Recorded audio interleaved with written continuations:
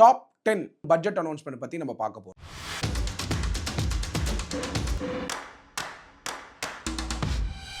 Legal tax நேயர்களுக்கு அன்பு வணக்கம். Union budget 2025 union finance minister propose பண்ணியிருந்தாங்க. அதை பத்தி நிறைய வீடியோஸும் இன்டர்வியூஸும் நீங்க பார்த்திருப்பீங்க. பட் இந்த காணொளி வழியா டாப் 10 பட்ஜெட் அனௌன்ஸ்மெண்ட் பத்தி நம்ம பார்க்க போறோம். முதல் இம்பார்ட்டன்ட் அனௌன்ஸ்மெண்ட் யூனியன் பட்ஜெட் 2025ல பாத்தீங்கன்னா 12 லட்சம் வரைக்கும் டாக்ஸ் கிடையாதுன்னு சொன்னதுதான். 12 லட்சம் வரைக்கும் தான் டாக்ஸ் கிடையாதா, இல்ல 12 லட்சம் வரைக்கும் ஏர்ன் பண்றவங்களுக்கு டாக்ஸ் கிடையாதா அப்படிங்கிறது தான் பாயிண்ட்.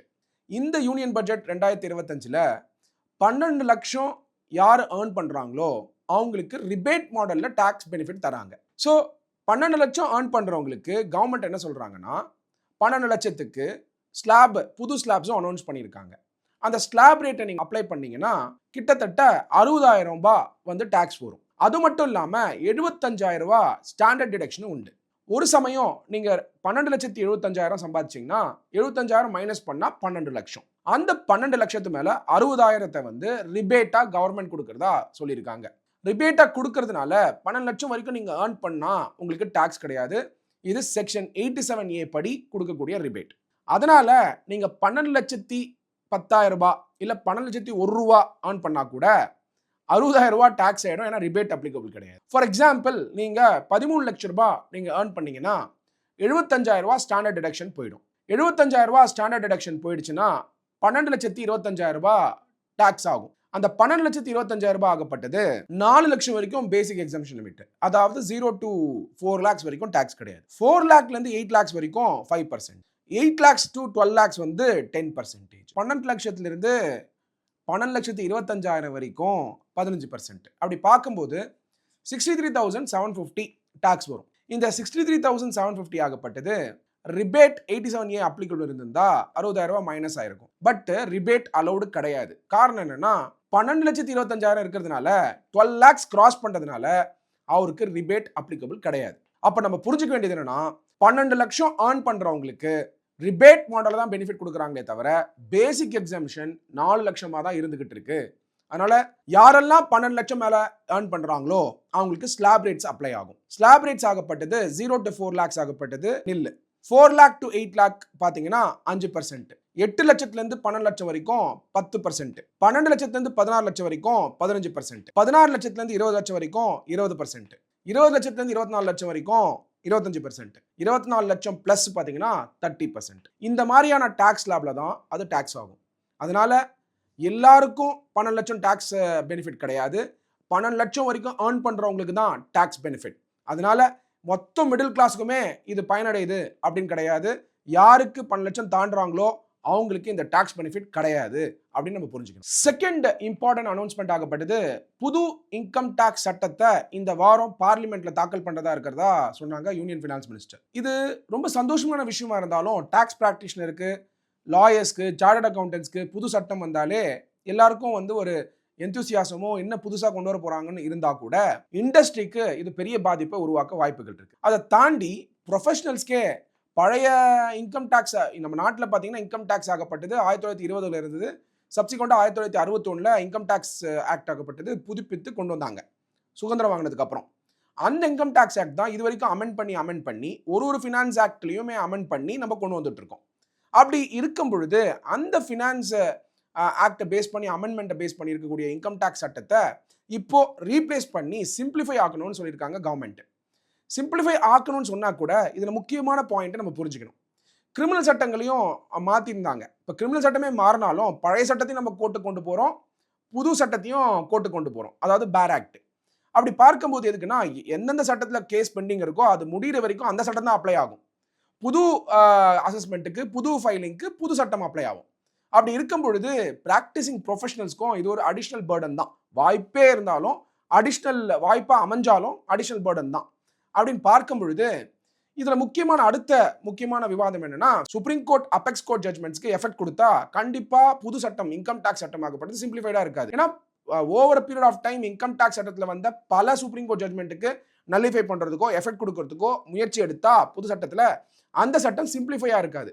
அதனால இந்த இன்கம் டாக்ஸ் சட்டம் புதுசா கொண்டு வரதுக்கு பதிலா இருக்கிற இன்கம் டாக்ஸ் 1961லயே அதே செக்ஷன் நம்பர்ல அமெண்ட்மெண்ட் கொண்டு வந்து சட்டத்தை வடிவமைக்க வேண்டியது கவர்மெண்ட்டோட பொறுப்பு. ஆனா புது சட்டத்தை கொண்டு வந்து புது செக்ஷனை போட்டு புது சாப்டர் போட்டு அதை வந்து கம்பேர் பண்ணி லிட்டிகேஷன்ல இருக்கக்கூடிய பல கேசஸ்க்கு வந்து ப்ரொஃபஷனல்ஸ்க்கு கன்ஃபியூஸ் ஆனா டாக்ஸ் லிட்டிகேஷனோட எஃபிஷியன்சியும் லூஸ் ஆக வாய்ப்புகள் இருக்கு.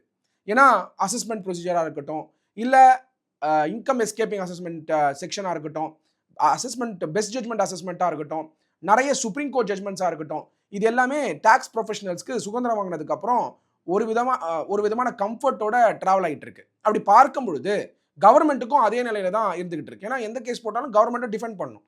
அப்போ புது சட்டம் வரும்பொழுது பழைய சட்டத்தினுடைய இது வந்து முடிஞ்சிச்சான்னு கேட்டாலும் அதுவும் கிடையாது. 2 சட்டங்களையும் ஞாபகம் வச்சுக்க வேண்டிய இடத்துல வழக்கறிஞர்களும் இருக்காங்க, பட்டய கணக்காரங்களும் இருக்கிறதுனால டெஃபினட்டா இது ஒரு பேர்டனா அமையும் அப்படிங்கிறது நம்ம பார்க்க முடியுது. 3வது இம்பார்ட்டன்ட் அனௌன்ஸ்மெண்ட் ஆகப்பட்டது எம்எஸ்எம்இ உடைய டெஃபினேஷனை மாத்திருக்காங்க. இந்த டெஃபினேஷன் ஆகப்பட்டது டர்ன்ஓவர் கிரைட்டீரியா வருது, இன்வெஸ்ட்மெண்ட் கிரைட்டீரியா வருது. இதை உயர்த்திருக்காங்க. இப்போ எம்எஸ்எம்இ கிரைட்டீரியாவை டர்ன்ஓவர் கிரைட்டீரியாவை உயர்த்தி இன்வெஸ்ட்மெண்ட் கிரைட்டீரியாவை உயர்த்தும் போது பல நிறுவனங்கள் எம்எஸ்எம்இ கீழே வர்றதுக்கான வாய்ப்புகள் இருக்கு. அப்படி பார்க்கும் பொழுது எம்எஸ்எம்இ ஆகப்பட்டது micro small and medium enterprises. அதுல மைக்ரோ என்டர்பிரைசஸ்க்கு கரண்ட்லி வந்து இன்வெஸ்ட்மெண்ட் 1 கோடி இருந்துட்டு இருந்தது. அதை 2.5 ரிவைஸ் பண்ணியிருக்காங்க. இதே ஸ்மால் என்டர்பிரைஸா இருந்தா இன்வெஸ்ட்மெண்ட் கிரைட்டீரியா 10 கோடி இருந்தது, அதை 25 கோடியா மாத்திருக்காங்க. 3வது மீடியம் என்டர்பிரைசஸ்க்கு இன்வெஸ்ட்மெண்ட் கிரைட்டீரியால கரண்டா பாத்தீங்கன்னா 50 கோடி இருந்தது, அதை 125 கோடியா மாத்திருக்காங்க. அப்ப 125 கோடி வரைக்கும் இருக்கக்கூடிய இன்வெஸ்ட்மெண்ட் இருக்கக்கூடியது லார்ஜ் என்டர்பிரைசஸ்ல முன்னாடி இருந்தது. இப்போ 125 கோடி என்ஹான்ஸ் பண்ணதுனால அவங்க மீடியம் என்டர்பிரைசஸ்ல வராங்க. 2வது டர்ன்ஓவர் கிரைட்டீரியா எடுத்து பாத்தீங்கன்னாலும் மைக்ரோ என்டர்பிரைசஸ் வந்து 5 கோடியில இருந்தது கரண்டா, அதை 10 கோடியா ரிவைஸ் பண்ணிருக்காங்க. 2வது ஸ்மால் என்டர்பிரைசஸ் 50 கோடியா இருந்தது கரண்ட்ல, அதை இப்போ ரிவைஸ் பண்ணிருக்காங்க 100 கோடியா. 3வது மீடியம் என்டர்பிரைசஸ் ஆகப்பட்டது 250 கோடியா இருந்தது டர்ன் ஓவர், அதை இப்போ 500 கோடியா மாற்றி அமைச்சிருக்காங்க. அப்படி பார்க்கும் பொழுது இந்த என்ஹான்ஸ் டெஃபினிஷன் இல்லை இந்த டெஃபினிஷன் மாற்றி அமைக்கும் பொழுது நம்ம புரிஞ்சுக்க வேண்டியது என்னன்னா, higher the turn over, higher the investment, நிறைய என்டிட்டிஸை அது உள்ள கொண்டு வர முடியும்.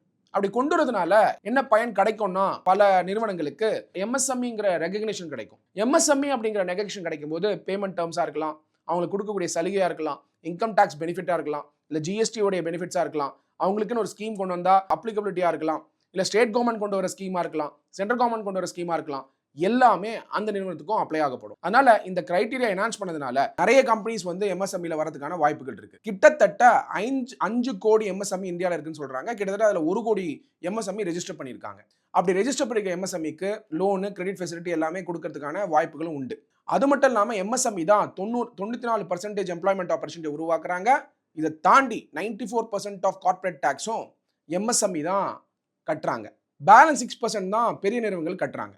டாக்ஸ் கான்ட்ரிபியூஷனும் சரி, எம்ப்ளாய்மெண்ட் ஆப்பர்ச்சுனிட்டி சரி, எம்எஸ்எம்இடைய இனோவேஷன்ல கூட பார்த்தீங்கன்னா இப்போலாம் வந்து எல்லா ஸ்டார்ட் அப்புமே எம்எஸ்எம்இல தான் வராங்க. அப்படி பார்க்கும் பொழுது அந்த அளவுக்கு பவர் இருக்கக்கூடிய எம்எஸ்எம்இக்கு இந்த டெஃபினிஷனை மாற்றி அமைச்சதுனால இன்னும் பல சலுகைகள் வந்து அப்ளிகபிள் ஆகிறதுக்கான வாய்ப்புகள் இருக்கு. அதனால MSME is the growth driver, MSME is a nation builder. அதனால இந்த பெனிஃபிட் ஆகப்பட்டது கட்டாயமா அவங்களுக்கு உதவும். 4th இம்பார்ட்டன்ட் அனௌன்ஸ்மெண்ட் ஆகப்பட்டது enhancement of credit availability with guarantee cover. அதுல பாத்தீங்கன்னா எம்எஸ்எம்இக்கு வந்து கிரெடிட் கேரண்டி கவர் ஆகப்பட்டது 5 கோடியா இருந்துட்டு இருந்தது, அதை இப்போ ரிவைஸ் பண்ணி 10 கோடியா மாத்திருக்காங்க. அதே ஸ்டார்ட் அப்பா இருந்தா கிரெடிட் கேரண்டி கவர் ஆகப்பட்டது 10 கோடியா இருந்தது, அதை இப்போ 20 கோடியா மாத்திருக்காங்க. இதே எக்ஸ்போர்ட் எம்எஸ்எம்இஸா இருந்தா டேர்ம் லோன் வாங்கியிருந்தாங்கன்னா அப் டு 20 crores வரைக்கும் கிரெடிட் கேரண்டி இருந்தது. அதனால இந்த மாற்றமும் டெஃபினட்டா எம்எஸ்எம்இக்கு கிரெடிட் ஃபெசிலிட்டிஸை ஆக்சஸ் பண்ணுறதுக்கான ஒரு நல்ல பூஸ்ட் கொடுக்கும் அப்படிங்கிறத நம்ம புரிஞ்சுக்கலாம். 5வது இம்பார்ட்டன்ட் அனௌன்ஸ்மெண்ட் யூனியன் பட்ஜெட் 2025ல பார்த்தீங்கன்னா 5 லட்சம் ஃபர்ஸ்ட் டைம் ஆண்டர்பிரனர்ஸ், அதாவது உமன், ஷெட்யூல் ட்ரைப்ஸ், ஷெட்யூல் கேஸ்ட்டுக்கு நியூ ஸ்கீம் அனௌன்ஸ் பண்ணியிருக்காங்க. அதில் கிட்டத்தட்ட 2 கோடி ரூபா லோன் வரைக்கும் 5 வருஷத்தில் கொடுக்கணும் அப்படின்னு பிளான் பண்ணுறாங்க ஒரு ஆண்டர்பிரனருக்கும். இந்த ஃபர்ஸ்ட் டைம் ஆண்டர்பிரனர்ஸை ப்ரொமோட் பண்ணுறது வந்து ரொம்ப இம்பார்ட்டண்ட்டான ஒரு எக்ஸசைஸ், கவர்மெண்ட் கொண்டு வந்திருக்க exercise. In fact Bharat Ratna Baba Sahib doctor B.R. Ambedkar அவர்கள் பல தருணத்தில் அவருடைய ரைட்டிங்ஸ் அண்ட் ஸ்பீச்சஸில் கண்டினியூஸாக குறிப்பிட்டிருந்தாரு உமன் ஆண்டர்பிரனர்ஷிப், அப்புறம் ஷெட்யூல் கேஸ்ட், ஷெட்யூல் ட்ரைப்ஸ் எல்லாருமே வந்து தொழில் தொடங்கணும், அவங்க தொழில் பண்ணணும், எக்கனாமிக் ப்ராஸ்பரிட்டி வேணும்னு. இந்த விஷனை ரியாலிட்டி கொண்டு வரதுக்கான முயற்சியாக இதை பார்க்கலாம். பட் இது எப்படி இம்ப்ளிமெண்ட் பண்ண போகிறாங்க, லோன் டிஸ்பர்ஸ்மெண்ட் எப்படி நடக்க போகுது அப்படிங்கிற ஸ்கீம் டீட்டெயில்ஸை கண்டிப்பாக வந்து கொடுக்கணும். அதே மாதிரி யாரெல்லாம் இதில் லோன் அவைல் பண்ணணும்னு நினைக்கிறீங்களோ இந்த அனௌன்ஸ்மெண்ட்டை பேஸ் பண்ணி அந்த ஆக்சஸை வந்து தெரிஞ்சுக்க வேண்டியது மிக மிக அவசியம். சடன் டைம் சில ஸ்கீம்ஸ் இருக்கிறதே பல பேருக்கு தெரியாது, ஃபர்ஸ்ட் டைம் ஆண்டர்பிரனருக்கு. அது தெரிஞ்சால் அந்த ஃபண்டை வாங்கியிருக்கலாம் பேங்க்கில் வாங்குறதுக்கு பதிலாக. ஸோ அதனால் இந்த பட்ஜெட்டில் இந்த ஃபண்ட் ஆகப்பட்டதை நீங்கள் அவைல் பண்ணி அதுக்கான ஆக்சஸ் எங்கே கிடைக்குதுன்னு பார்த்துட்டு அந்த ஸ்கீமோட ஃபுல் டீட்டெயில்ஸ் வாங்கிட்டு உங்கள் பிஸ்னஸ்க்கு இந்த லோனை வாங்கிக்கிறது இம்பார்ட்டன்ட். 6th இம்பார்ட்டன்ட் அனௌன்ஸ்மெண்ட் ஆகப்பட்டது மைக்ரோ என்டர்பிரைசஸ்க்கு கஸ்டமைஸ் கிரெடிட் கார்டு கொடுக்குறதா இதில் அனௌன்ஸ் பண்ணியிருக்காங்க. எவ்வளோ அமௌண்ட்னு பார்த்தீங்கன்னா 5 லட்சம் ரூபா. இது எதுக்காக கொடுக்குறாங்க அப்படின்னா மைக்ரோ என்டர்பிரனர்ஸ், ஃபார் எக்ஸாம்பிள் சின்ன சின்ன வியாபாரம் பண்ணிட்டு இருப்பாங்க, ரோட் சைட் பிஸ்னஸ் பண்ணிட்டு இருப்பாங்க, உத்தியோக போர்ட்டலில் ரிஜிஸ்டர் பண்ணியிருப்பாங்க, பிஸ்னஸே இப்போ தான் தொடங்கியிருப்பாங்க, சின்ன சின்ன ஸ்நாக் ஷாப்ஸு, ரெஸ்டாரண்ட்ஸு, இவங்கெல்லாம் பார்த்தீங்கன்னா 5 லட்சம் ரூபா கிரெடிட் இருந்தால் அவங்க பிஸ்னஸை தொடங்கி லாபகரமாக இயங்கி அந்த கிரெடிட்டும் பே பண்ணுறதுக்கான வாய்ப்புகள் உண்டு. அவங்களுக்கு ஃபெசிலிட்டேட் பண்ணுற வழியாக கிரெடிட் கார்டு வந்து கொடுக்க ஆரம்பிச்சிருக்காங்க. கவர்மெண்ட் இந்த பட்ஜெட்டில் அனௌன்ஸ்மெண்ட் பண்ணியிருக்காங்க. அதோட லிமிட் ஆகப்பட்டது 5 லட்சம் ரூபா. 5 லட்சம் ரூபாய் வந்து ஒரு பெரிய விஷயமா மைக்ரோ என்டர்பிரைசஸ்க்குனா டெஃபினட்டா. ஏன்னா நீங்கள் முன்னாடிலாம் பார்த்தீங்கன்னா மைக்ரோ என்டர்பிரைனர்ஸ்க்கு ஃபண்ட் ஆகப்பட்டது பிரைவேட் ஃபினான்ஸ் தான் வாங்குவாங்க. நீங்களாம் கேள்விப்பட்டிருப்பீங்க, முன்னாடிலாம் மீட்டர் வட்டி கந்து வட்டின்னு வாங்கிட்டு இருப்பாங்க. ரொம்ப கடினமான சூழ்நிலை தான் பிஸ்னஸ் பண்ணிட்டு இருப்பாங்க. ஆனால் இப்போ கவர்மெண்ட் இந்த கஸ்டமைஸ் கிரெடிட் கார்ட்ஸ் கொடுக்கறதுனால அவங்களுக்கு ஒரு 5 லட்சம் ரூபாங்கிறது ஒரு பெரிய பணம். அந்த பணத்தை வச்சு தொழில் தொடங்கி அவங்களோட வாழ்வாதாரத்தை உயர்த்திக்கிறது மட்டும் இல்லாமல் எம்ப்ளாய்மெண்ட் ஆப்பர்ச்சுனிட்டியை கிரியேட் பண்ணுறதுக்கான வாய்ப்புகளை உருவாக்கலாம். அதனால customise credit card for micro entrepreneurs ஆகப்படுது ஒரு புதிய முயற்சி, வெல்கம் சைன். 7வது முக்கியமான அனௌன்ஸ்மெண்ட் யூனியன் பட்ஜெட் 2025ல பார்த்தீங்கன்னா enhance credit for Kisan credit கார்டில் கிட்டத்தட்ட 7 கோடி ஃபார்மர்ஸ்க்கு வந்து கிசான் கிரெடிட் கார்டு கொடுக்கணும்னு சொல்லி பட்ஜெட்டில் சொல்லியிருக்காங்க. அவங்களுக்கு இப்போ வந்து கிசான் கிரெடிட் கார்டில் 5 லட்சமாக மாற்றிருக்காங்க. இன்ஃபேக்ட் அதுக்கு முன்னாடிலாம் பார்த்தீங்கன்னா 50,000 ரூபா 1 லட்சம் கொடுத்துட்டு இருந்தாங்க. இப்போ கிசான் கிரெடிட் கார்டு விவசாயிகள் வந்து கரெக்டாக வந்து கிரெடிட் கார்ட்ஸ்க்கு வந்து பேமெண்ட் பண்ணுறதை வந்து பார்த்து அவங்களுடைய முயற்சியை வந்து அப்ரிஷியேட் பண்ணி இப்போ கவர்மெண்ட் வந்து கொடுக்க வந்திருக்காங்க. பட் இதில் முக்கியமான பாயிண்ட் என்னன்னா, இந்த கிசான் கிரெடிட் கார்டு இருக்கிறதே பல ஃபார்மர்ஸ்க்கு தெரியாது. கவர்மெண்ட் டெஃபினட்டாக அவங்களுடைய அட்வர்டைஸ்மெண்ட் கேம்பெயின்லையும் இல்லை பப்ளிசிட்டி கேம்பெயின்லையும் இந்த மாதிரி ஸ்கீம்ஸை வந்து nook and corner of the வில்லேஜில் போய் சேர்க்கணும். காரணம் என்னன்னா, விவசாயிகளுக்கு இன்னைக்கு இருக்கக்கூடிய பெரிய பிரச்சனையே கிரெடிட் ஆக்சஸ் தான். அந்த கிரெடிட் ஆக்சஸ்க்கு வந்து கிசான் கிரெடிட் கார்டு கொடுக்கறதுனால அந்த கிரெடிட் கார்டை டெஃபினட்டாக பயன்படுத்தி விவசாயம் பண்ணுறதுக்கான வாய்ப்புகளை உருவாக்கிக்கலாம் விவசாயிகள். இந்த பட்ஜெட்டில் 8வது இம்பார்ட்டன்ட் அனௌன்ஸ்மெண்ட் என்னன்னு பார்த்தீங்கன்னா, ஃபாரின் டைரக்ட் இன்வெஸ்ட்மெண்ட், அதாவது இன்சூரன்ஸ் கம்பெனிஸ், வெளிநாட்டு இன்சூரன்ஸ் கம்பெனிஸ் வந்து இந்தியாவில் என்டர் ஆகலாம், அதுக்கு வந்து 100% வந்து இன்வெஸ்ட்மெண்ட் பண்ணலாம் அப்படின்னு சொல்லியிருக்காங்க. இந்த அனௌன்ஸ்மெண்ட் பல பேர் பார்க்காம விட்டுருப்பீங்க. ஆனால் இந்த அனௌன்ஸ்மெண்ட் ரொம்ப முக்கியமான அனௌன்ஸ்மெண்ட். நம்ம நாட்டில் இப்போ என்ன பிரச்சனை அப்படின்னு பார்த்தீங்கன்னா, வயசானவங்களுக்கு வந்து இன்சூரன்ஸ் ஸ்கீமே இருக்கிறது இல்லை. ஸோ இப்போ எஃப்டிஐ 100% வந்து அலோவ் பண்ணது வந்து ஒரு பெரிய விஷயமா பார்த்தாலும் வரக்கூடிய புதிய இன்சூரன்ஸ் கம்பெனிஸ் என்ன பண்ணணுங்கிறது தான் கேள்வி. யங்ஸ்டருக்கு இன்சூரன்ஸ் கொடுக்குறாங்க, ஆனால் வயசானவங்களுக்கு உடம்பு சரியில்லைன்னு இன்சூரன்ஸ் கொடுக்கறது இல்லை. ஆக்சுவலாக இன்சூரன்ஸே உடம்பு சரியாதப்போ தான் தேவை. அப்படி இருக்கும் பொழுது இந்த மாடலை மாற்றி அமைச்சு புது இன்சூரன்ஸ் ப்ராடக்ட்ஸை லான்ச் பண்ணக்கூடிய ஒரு வசதியை உருவாக்கணும். ஃபார் எக்ஸாம்பிள் டென்டல் இன்சூரன்ஸாக இருக்கட்டும், இல்லாட்டி வந்து நம்மளுடைய பல எயில்மெண்ட்ஸ்க்கு வந்து இன்சூரன்ஸ் தேவை. உடல்நிலையே சரியில்லாட்டி கூட அந்த ப்ரீமியம் என்ஹான்ஸ் பண்ணி அந்த பணத்தை கட்டிட்டாருனாக்க உடல்நிலை சரியில்லாதவருக்கு தன்னோட குடும்பம் எப்படி பார்த்துப்பாங்க அப்படிங்கிற அந்த கவலை இல்லாமல் அந்த பணத்தை பயன்படுத்தி ஹாஸ்பிட்டல் அட்மிட் ஆகி அவரை பார்த்துக்கலாம். பெரும்பாலான நேரங்களில் உடல்நிலையை வந்து பார்த்துக்கிறதுக்கான அஷூரிட்டி இருந்தாலே உடல்நிலை நல்லா இல்லாதவங்களுக்கு அது ஒரு பெரிய ஒரு நம்பிக்கை உருவாக்கும். அப்படி இருக்கும்பொழுது இந்த இன்சூரன்ஸ் ஸ்கீம்ஸை சீனியர் சிட்டிசனுக்கு பயன்படுற மாதிரியான பிரைவேட் இன்சூரன்ஸ் ஸ்கீம்ஸை கூட ப்ரொமோட் பண்ண வேண்டியது கவர்மெண்ட்டோட பொறுப்பு. டிஃபரெண்ட் இனோவேட்டிவ் இன்சூரன்ஸ் ப்ராடக்ட்ஸை உருவாக்குவாங்களா, இல்லை ஃபாரின் இன்சூரன்ஸ் கம்பெனிஸ் வந்து லோக்கல் இன்சூரன்ஸ் கம்பெனிஸோட போட்டி போடுவாங்களா, எதுக்காக இந்த 100% இன்சூரன்ஸை வந்து உள்ளே கொண்டு வராங்க அப்படிங்கிற ஒரு கேள்வி இருக்குது. ஏன்னா பல வருடங்கள் இந்த இன்சூரன்ஸ் வந்து ஓப்பன் பண்ணாமல் இருந்தாங்க, ஆனால் இப்போ இன்சூரன்ஸ் கம்பெனிஸ் வந்து ஓப்பன் பண்ணுறாங்க. இதோடைய உள்நோக்கம் என்ன, இந்த 100% கொடுக்கறதுனால மக்களுக்கு பயன்படுமான்றது வரக்கூடிய நாட்களில் தான் பார்க்கணும். பட் என்னோட ஹம்பிள் ரிக்வெஸ்ட் கவர்மெண்ட்டுக்கு என்னன்னா, சீனியர் சிட்டிசனுக்கு இன்சூரன்ஸ் ப்ராடக்ட்ஸ் வேணும். அதுவும் எஸ்பெஷலாக 60 years 70 years 80 years 90 years 100 years கூட இருக்கவங்க வயசானவங்களுக்கு கூட இன்சூரன்ஸ் இருக்கணும். காரணம்னா அவங்களுக்கும் வந்து மெடிக்கல் ஃபெசிலிட்டி கொடுக்கணும்.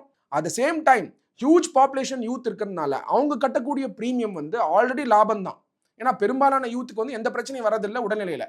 அப்படி இருக்கும்பொழுது அந்த லாபத்தை வயசானவங்களுக்கு எப்படி ஹெல்த் ப்ராடக்ட்ஸாக மாற்றலாம், ஹெல்த் இன்சூரன்ஸ் ஸ்கீம்ஸாக மாற்றலாம் அப்படிங்கிற சிந்தனையை கவர்மெண்ட் கண்டிப்பாக செயல்படுத்தணும். ஒரு பக்கம் கவர்மெண்ட்டே இன்சூரன்ஸ் ஸ்கீம் கொடுத்தாலும் அது பெருசாக எஃபெக்டிவாக இருக்கிறது இல்லை. பட் பிரைவேட் இன்சூரன்ஸ் பணத்தை கட்டியாவது கூட நம்மளுடைய வயசானவர்களுக்கு வந்து இன்சூரன்ஸ் ப்ராடக்ட்ஸை வந்து இன்ட்ரடியூஸ் பண்ண வேண்டியது ரொம்ப ரொம்ப அவசியம். எஸ்பெஷலாக ஹெல்த் ரிலேட்டட் இன்சூரன்ஸ் ஸ்கீம்ஸை இன்ட்ரடியூஸ் பண்ணி தான் ஆகணும். கவர்மெண்ட் முடிவெடுப்பாங்கன்னு நான் நினைக்கிறேன்.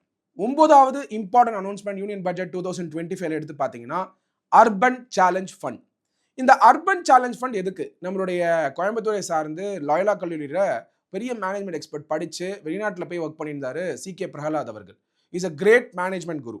அவர் ஒரு தருணத்தில் ஒரு மீட்டிங் அட்டன் பண்ணியிருந்தேன், கான்ஃபெடரேஷன் ஆஃப் இந்தியன் இண்டஸ்ட்ரியில், CIIயில். அப்படி அட்டன் பண்ணிட்டு இருக்கும்போது அவர் முக்கியமான ஒரு சில விஷயங்கள், டேட்டா பாயிண்ட்ஸை ஷேர் பண்ணார்.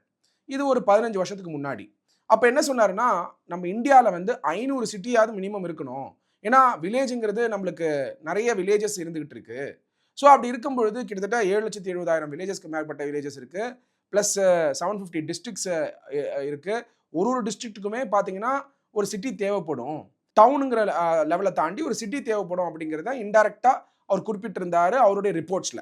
அப்படி பார்க்கும்போது 750 டிஸ்ட்ரிக்ட்ஸ்க்கு நீங்க பரவலாக பார்த்தீங்கன்னா ஒரு 500 சிட்டிஸை வந்து பரவலாக்கி உருவாக்குனீங்கன்னா பெரிய வாய்ப்பை யூத்துக்கு கொடுக்க முடியும். அதுவும் டெக்னாலஜி வேர்ல்டில் அவர் பேசும்போது அது கூட பார்த்தீங்கன்னா அப்போ AI, artificial intelligence, technology, internet வந்து அவ்வளோ பெருசாக பிரபலமாக இல்லை. இன்னைக்கு இன்டர்நெட் கனெக்டிவிட்டி இருக்கிறதுனால 500 சிட்டி நம்ம உருவாக்கணும்னு சொன்னாக்க அர்பன் சேலஞ்ச் இருக்கிறதுனால அந்த அர்பன் சேலஞ்சுக்கு ஒரு ஃபண்டை உருவாக்கியிருக்காங்க. அந்த ஃபண்டில் 1,00,000 கோடி வந்து ஒதுக்கீடு பண்ணியிருக்காங்க.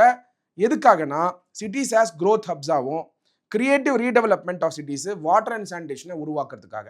இந்த 3 கோலில் தான் இந்த பணத்தை ஒதுக்கியிருக்காங்க. பட் இது உண்மையாலே செயல்படுத்தப்படுமா, இல்லை ஸ்மார்ட் சிட்டி ப்ராஜெக்ட் எப்படி ஃபேஸ் அவுட் பண்ணிட்டு இப்போ ஒரு புது அர்பன் சேலஞ்ச் ஃபண்ட் உருவாக்குறாங்களே இது வந்து செயல்படுத்துவாங்களா அப்படிங்கிறது கவர்மெண்ட் கிட்ட தான் இருக்கு. பட் எதுவாக இருந்தாலும் இந்த 1,00,000 கோடியாகப்பட்டது ஒதுக்கீடு பண்ணியிருக்கிறது ஒரு டெஃபினட்டாக குட் இனிஷியேட்டிவ் தான். ஆனால் செயல்படுத்துவாங்களா அப்படிங்கிற கேள்வியும் இருக்கு. Last but not the least 10வது இம்பார்ட்டன்ட் அனௌன்ஸ்மெண்ட் ஆகப்பட்டது மெடிக்கல் துறையை சார்ந்து. நிறைய பேர் பட்ஜெட் பார்க்கும்போது இதை மிஸ் பண்ணியிருப்பீங்க. ஆனால் இது வந்து எல்லா அனௌன்ஸ்மெண்ட்டை விட முக்கியமான அனௌன்ஸ்மெண்ட். காரணம் என்னன்னா கிட்டத்தட்ட 200 கேன்சர் இன்ஸ்டியூட்டை உருவாக்கணுங்கிறதுக்கான பட்ஜெட் அனௌன்ஸ்மெண்ட் பண்ணியிருக்காங்க. இதை தாண்டி மெடிக்கல் எஜுகேஷன்ல 75,000 சீட்டு, புதிய சீட்டை 5 வருஷத்துல உருவாக்கணும் அப்படிங்கிற அந்த முடிவையும் இந்த பட்ஜெட் எடுத்திருக்காங்க. அதுக்கான பட்ஜெட் ஒதுக்கீடையும் பண்ணியிருக்காங்க. அப்ப 75,000 சீட் இன்னைக்கு தேவையா, மெடிக்கல் சீட் தேவையா அப்படின்னு பார்த்தீங்கன்னா நிறைய மாணவர்கள் நீட் எக்ஸாம்ஸ் எழுதுறாங்க, செலக்ட் பண்ணாம போறாங்க, ஆஸ்பிரன்ஸ் இருக்காங்க. அப்போ டிமாண்டுங்கிறது மெடிக்கல் சீட்டுக்கு இருந்துட்டு தான் இருக்கு. பல பேர் இந்தியாவில் படிக்க முடியாதனால வெளிநாடுகளில் போய் படிக்கிறாங்க. படிச்சுட்டு இங்கே வந்து ஒரு எக்ஸாம்ஸோ இங்கே ப்ராக்டிஸ் பண்ணியோ டாக்டர் ஆகிறாங்க. அப்படி இருக்கும் பொழுது அந்த சீட்ஸை வந்து இந்தியாவில் ஏன் வந்து ப்ரொவைட் பண்ணக்கூடாது? டிமாண்ட் இருக்கு, சப்ளை வந்து பண்ணக்கூடிய கெப்பாசிட்டி இருக்கு, எக்ஸாம்லையும் குவாலிஃபை ஆகிறாங்க. அப்படி இருக்கும்போது சீட்ஸ் இல்லாதனால தான் இவ்வளோ சப்ளை வந்து கம்மியாக இருந்துட்டு இருக்கிறதுனால அந்த சீட்ஸை உருவாக்குனா மெடிக்கல் ஃபெசிலிட்டியை இந்தியாவில் என்ஹான்ஸ் பண்ணலாம். ஏன்னா வேர்ல்டு வந்து ஹாஸ்பிட்டல் டூரிசம்க்கு இந்தியாவுக்கு வரதுக்கான வாய்ப்புகள் இருக்கு. இன்ஃபேக்ட் ஹாஸ்பிட்டல் டூரிசம் உருவாக்கினா பெரும்பாலான பயனாகப்பட்டது சென்னைக்கு தான் வரும். ஏன்னா டாப் கிளாஸ் ஹாஸ்பிட்டல்ஸ் சென்னையில் தான் இருக்கு, நம்ம தமிழ்நாட்டில். அப்படி பார்க்கும் பொழுது 75,000 சீட்டு உருவாக்குனா டாக்டர் பேஷண்ட் ரேஷியோ ஆகப்பட்டது இப்போ கம்மியாக இருக்கு. அதை என்ஹான்ஸ் பண்ணுறதுக்கும் டாக்டர் அண்ட் மெடிக்கல் ஃபெசிலிட்டியை வந்து இந்தியாவில் உருவாக்குறதுக்கும் ரூரல் இந்தியாவுக்கு வந்து ஹெல்த் கேர் ஃபெசிலிட்டியை கொண்டு போய் சேர்க்கறதுக்கும் இது நல்ல திட்டமா பார்க்கப்படுது. இப்ப क्वेश्चन 75,000 சீட் உருவாக்குறது முக்கியம் இல்ல, 75,000 சீட் உருவாக்கக்கூடிய காலேஜஸ் இருக்கா இந்தியால அப்படிங்கிறதையும் பார்க்கணும். இந்த 75,000 சீட் ஆகப்பட்டது எப்படி வந்து பரவலாக்கப்படும், ஒரு ஸ்டேட்டுக்கும் எப்படி பரவலாக்கப்படும் அப்படிங்கிற அடுத்த கேள்வியும் உண்டு. அப்படி இருக்கும் பொழுது கவர்மெண்ட் எந்த மாதிரியான ஸ்டெப்ஸ் எடுப்பாங்க இந்த 75,000 சீட்டை உருவாக்குறதுக்கு அப்படிங்கிறத வெயிட் பண்ணி தான் வாட்ச் பண்ணணும். அது மட்டும் இல்லாம 10 வருடங்களா பாரத பிரதமர் நரேந்திர மோடி அவர்களுடைய அனௌன்ஸ்மெண்ட், பல அனௌன்ஸ்மெண்ட்ஸ் இருக்கு. ஒரு அனௌன்ஸ்மெண்ட்லையும் எப்படி இம்பாக்ட் இருக்கு அப்படிங்கிறதுக்கான இம்பாக்ட் ஆடிட்டும் பண்ணணும். பட்ஜெட் அனௌன்ஸ்மெண்ட்டே இருந்தாலும் இம்பாக்ட் ஆடிட் பண்ணணும். அப்படி பண்ணி அதுக்கான ரிசல்ட்டை வந்து டெஃபினட்டா மக்கள் கிட்ட சொல்லணும். ஏன்னா ஒரு வருஷம் பட்ஜெட் போடுறாங்க, ஒரு வருஷமும் பார்த்தீங்கன்னா புது ஸ்கீம்ஸ் அனௌன்ஸ் பண்றாங்க. அந்த ஸ்கீம்ஸ் வந்து எஃபெக்டிவா இருக்கா இல்லையான்றதை வந்து மக்களுக்கு தெரியப்படுத்த வேண்டியது கவர்மெண்டோட பொறுப்பு. ஆனா அன்பார்ச்சுனேட்டா அப்படி ஒரு மெக்கானிசம் இல்லாததுனால பட்ஜெட்டை நோக்கி நம்ம போயிட்டு இருக்கிறதுனால டெஃபினட்டா ஒரு இம்பாக்ட் ஆடிட் பண்ணி இந்த ஸ்கீம்ஸ்லாம் எப்படி இயங்குதுன்னு பார்க்க வேண்டியது கவர்மெண்டோட பொறுப்பு. இன்ஃபேக்ட் இந்த பட்ஜெட் ஆகப்பட்டது 50 lakh crore பட்ஜெட், 50 லட்சம் கோடி பட்ஜெட். அப்போ 50 லட்சம் கோடிக்கும் அக்கௌண்டபிளா இருக்க வேண்டியது கவர்மெண்டோட பொறுப்பு. இந்த 50 லட்சம் கோடிக்கு கொண்டு வரதுக்கான லோன் வாங்குறாங்க, இன்கம் டாக்ஸ் கலெக்ஷன் பண்றாங்க, ஜிஎஸ்டி கலெக்ஷன் பண்றாங்க. பட்ஜெட் பற்றாக்குறையே இருந்தாலும் பட்ஜெட்டை வந்து ஒரு வருஷம் என்ஹான்ஸ் பண்ணிட்டு இருக்காங்க. அப்படி பார்க்கும்போது ஒரு ஆஸ்பிரேஷனல் கண்ட்ரியா இந்தியா இருக்கிறதுனால பட்ஜெட் 50 லட்சம் கோடியை தாண்டி போறதுனால கண்டிப்பா பட்ஜெட் அனௌன்ஸ்மெண்ட் பண்றதுக்கு முன்னாடினாலோ இல்ல பட்ஜெட் அனௌன்ஸ் பண்ண அடுத்த நாளோ ஒரு இம்பாக்ட் அசஸ்மெண்ட்டை சப்மிட் பண்ண வேண்டியது மேண்டேட் ஆக்கணும். ஏன்னா அந்த காலத்துல பட்ஜெட் கம்மியா இருந்தது, அதனால இம்பாக்ட் அசஸ்மெண்ட் தேவைப்படல.